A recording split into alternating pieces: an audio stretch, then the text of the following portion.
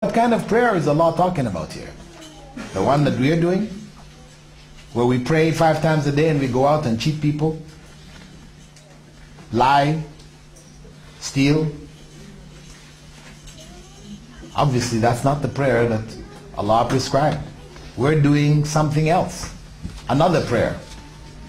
When a man came into the masjid with the Prophet ﷺ and his companions, and he prayed in a corner of the masjid and he came over to sit down, the Prophet ﷺ said to him, "Go back and pray because you didn't pray."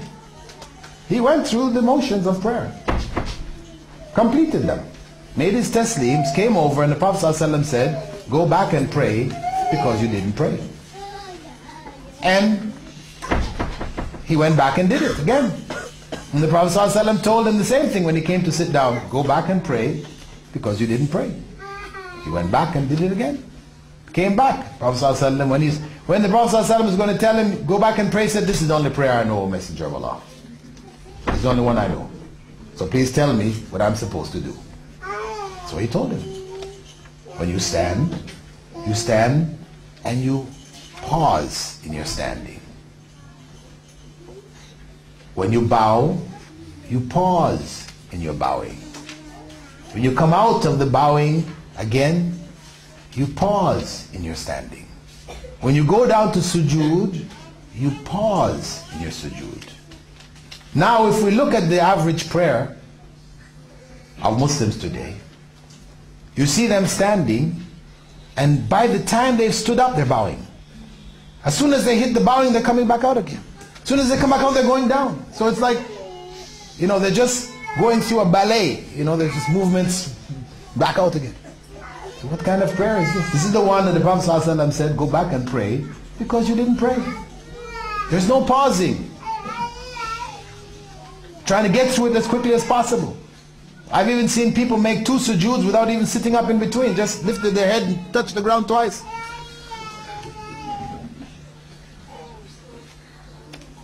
This is the state of Salah today. So I would say that we need to start with Salah. That is the beginning point. Having made that commitment, accepted Allah, made a commitment to make a change, to remember Allah sincerely, then we need to start with the most important pillar of Islam, which is Salah. That's where we need to start. Is it wrong for Muslims to do certain exercises to attain peace? Well, this is kind of vague. What is a certain exercise? Yoga?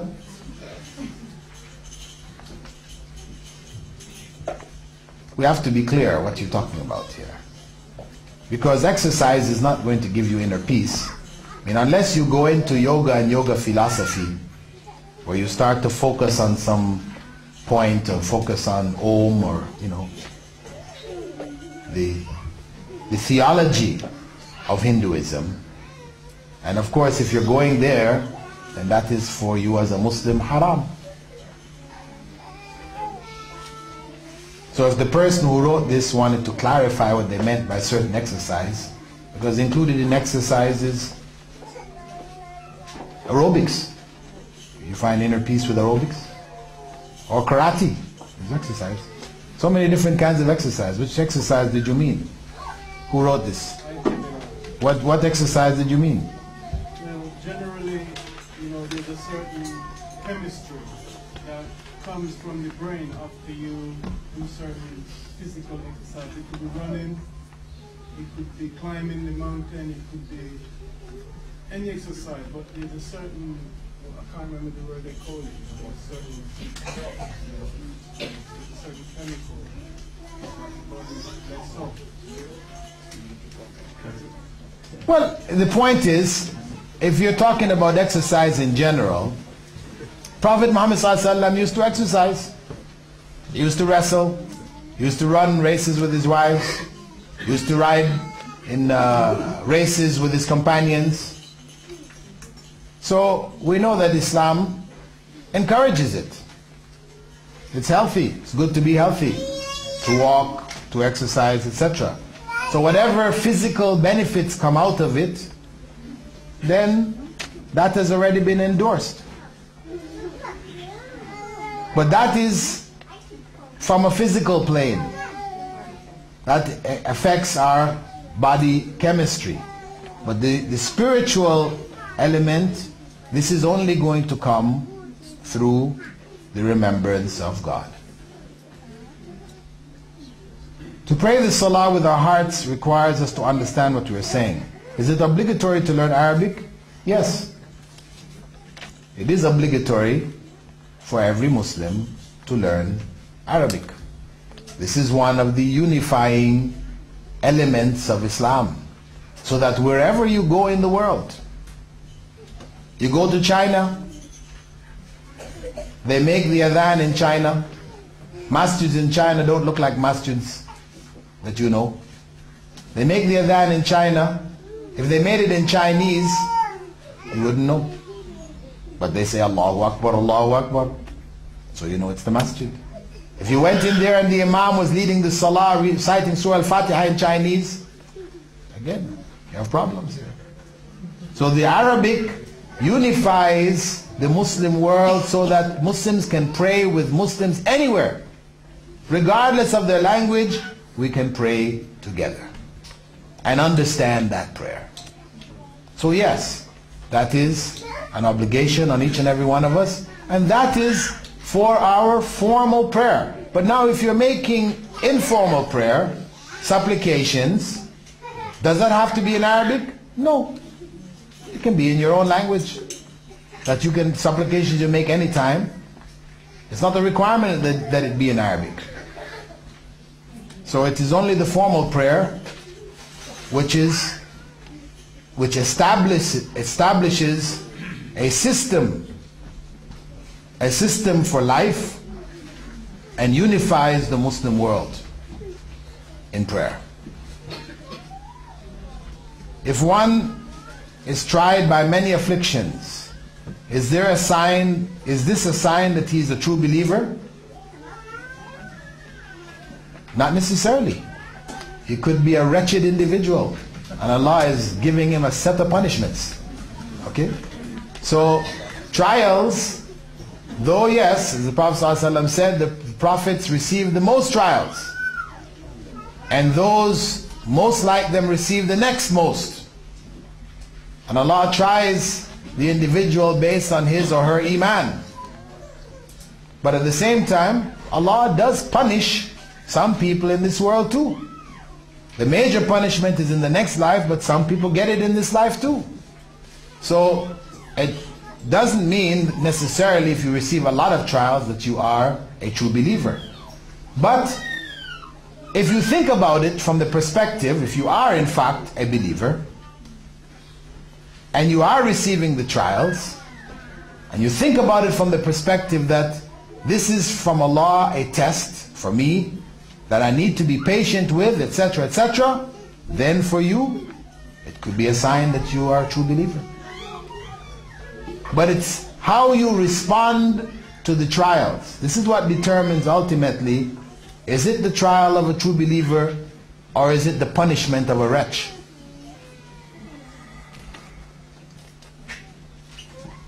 How do you deal with anger? You control it. That's how you deal with it. You have to control it. Prophet ﷺ said, "La taghdab." Don't get angry. Hold it. Yes, Western medicine used to say, if you feel angry, let it out. Better, rather than keeping it in your chest, better to just let it out, get it off your chest. You know, you'll feel better afterwards. But the Prophet ﷺ said, don't let it out. Keep it inside. It's better for you. Recently, modern medicine says, no, it's not good to let it out. Because when you scream at the top of your lungs, you do these things, you pop vessels in your brain and you can harm yourself. No, it's not better. Yeah, it is not better. Control it. Struggle with it. Fight it. Know that it is something displeasing to Allah subhanahu wa ta'ala. Know that it is a sign of weakness and not one of strength. As the Prophet ﷺ said, that the true strong man is not the one who is the champion wrestler. but the one able to control his anger when he gets angry. And the Prophet ﷺ had also said, if you're angry when you're standing, sit down. And if you're angry still when you're sitting down, lie down. That's a different one in certain circumstances, but that's what he said. You know, you think about it, hey, I'm going to have to lie down here, it's not good, okay, let me control myself. Well, that's good. If it works like that, then it's good for you.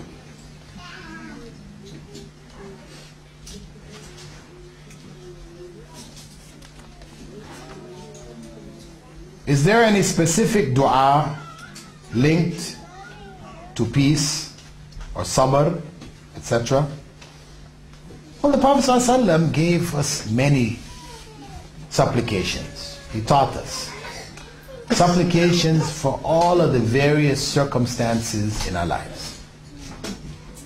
And all of them involve an element of peace and patience. This is something across the board. So I would just say, rather than trying to find this specific dua, and sometimes we get caught up in this, you know. I find sometimes students, when exam time come around, they come to me in the Islamic Center, they ask me, is there a dua to pass exams?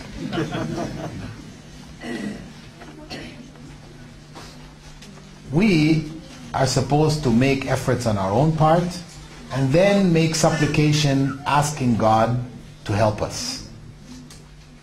Right? As they say, tie your camel. You do what you're supposed to do.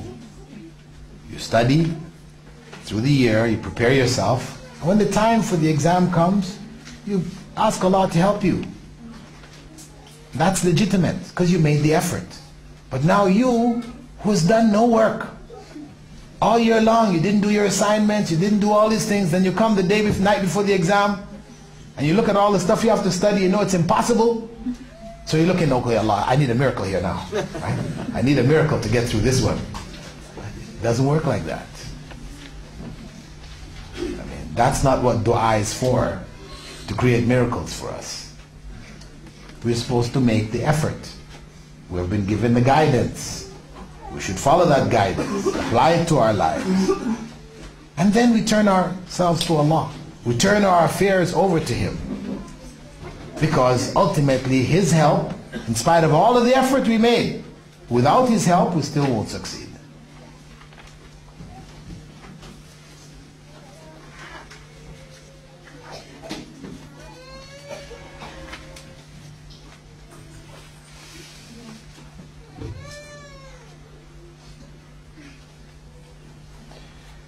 In difficult times like today, what is the best method to unite the Muslim Ummah and society when so much division and hatred exists even among Muslims?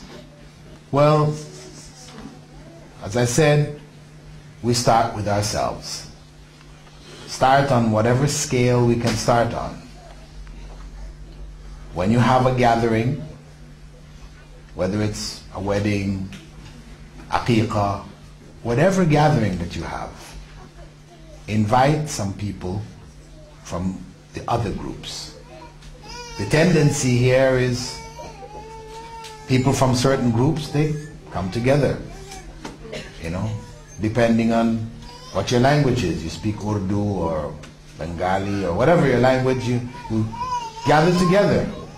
So, you know, what does that do? Does that increase the chances of unity of the Ummah, or it decreases it? It decreases it. So we need to invite others from some of the other groups, and we know they're from different backgrounds. He's an Arab, or he's an Egyptian, he's a Bengali, he's an African, whatever, West Indian. Invite other people into our gatherings, because that's what Islam is. Islam is a multicultural representation of humanity submitting its will to Allah, the creator of humanity. That's who we are. So that should be reflected in our gatherings. This is just on a social level. If we can't do that on a social level, in our little community here, then can we talk about the Ummah? Uniting the Ummah? whose problems